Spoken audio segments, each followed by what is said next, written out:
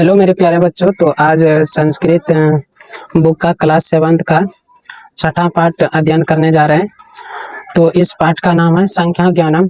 Class 7 का संस्कृत है संख्या ज्ञानम। तो चलिए इस पाठ को शुरू करते हैं। तो इस पाठ में है अस्मिन् वर्गे 50 छात्रा सन्ति। इस वर्ग में 50 छात्र हैं। एतेषु एकविंशति बालिका सन्ति। इसमें से 21 लड़की है तथा नवविंशति बालका वर्तन्ते। नवविंशति का मतलब होता है 29। इसमें से 29 लड़के हैं। विद्यालयस् उद्याने चत्वारिंशत् पाटल पादपः। विद्यालय के उद्यान यानी कि जंगल में, विद्यालय के जंगल में चत्वारिंशत् 40 पाटल पादपः यानी कि गुलाब के पौधे हैं। चत्वारिंशत् पाटल पादपः 40 गुलाब के पौधे हैं। पंचत्रिंशत् मतलब 35 होता है।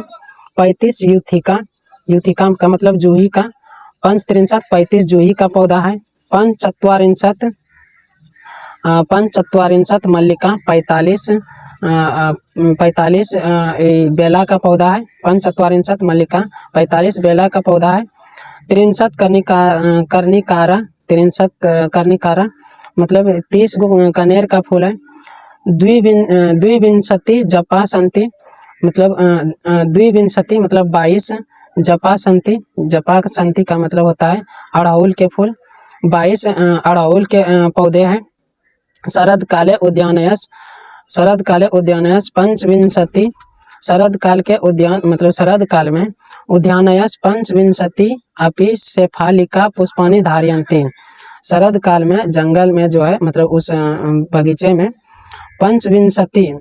पंचविंशति का मतलब 25 होता है। 25 अपि शेफालिका पुष्पाणि धारयन्ति। शेफालिका का मतलब होता है हर श्रृंगार यानी कि हर श्रृंगार के पौधे में जो है पुष्प धारण करते हैं। पंचविंशति का मतलब 25 फूल उसमें से खिले हुए हैं हर श्रृंगार के पौधे में। तानि पुष्पाणि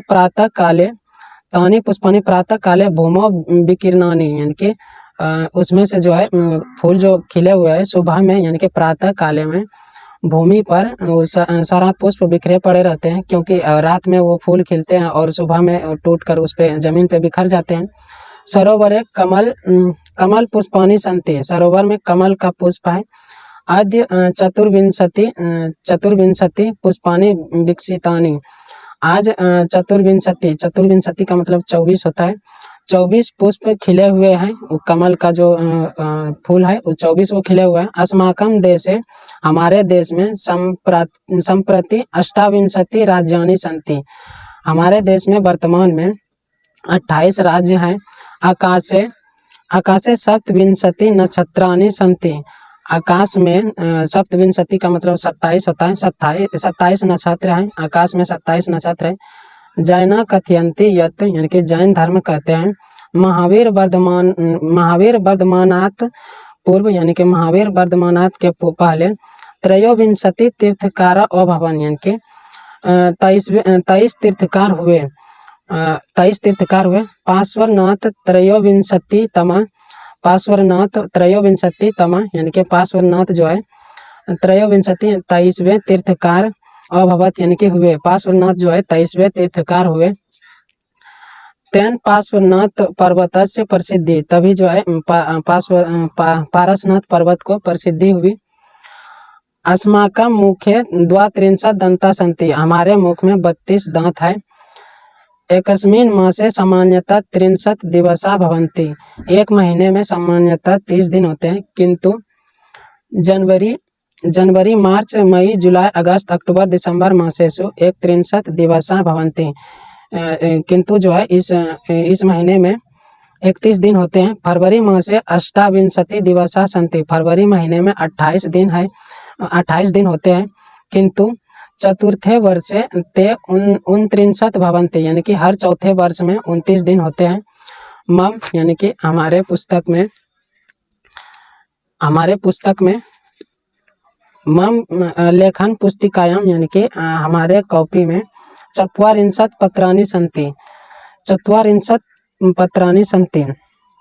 44 का मतलब होता है 40 पन्ने हैं। 44 पत्राणि सन्ति यानी कि हमारे कॉपी में 44 तो 40 पन्ने हैं। अस्मिन् पुस्तके, हमारे पुस्तक में मतलब इस पुस्तक में, अस्मिन् पुस्तके अष्टचत्वारिंशत् पृष्ठा सन्ति, इस पुस्तक में 48 पन्ने हैं। गणित पुस्तिकायां षट्चत्वारिंशत्, यानी कि गणित के पुस्तक में षट्चत्वारिंशत् मतलब 46 एव पत्राणि सन्ति, मतलब कि गणित के पुस्तक में 46 पन्ने हैं। मम ग्रामे, यानी कि हमारे गांव में, मम ग्रामे त्रयत्रिंशत् गृहाणि सन्ति, हमारे गांव में त्रयत्रिंशत् मतलब 33 घर है। तब ग्रामे द्वाचत्वारिंशत् कूपा सन्ति, तुम्हारे गांव में द्वाचत्वारिंशत् मतलब 42 कूपा सन्ति, 42 कुएं हैं, तुम्हारे गांव में 42 कुएं हैं। तो इस अध्याय का अध्ययन कंप्लीट हो गया।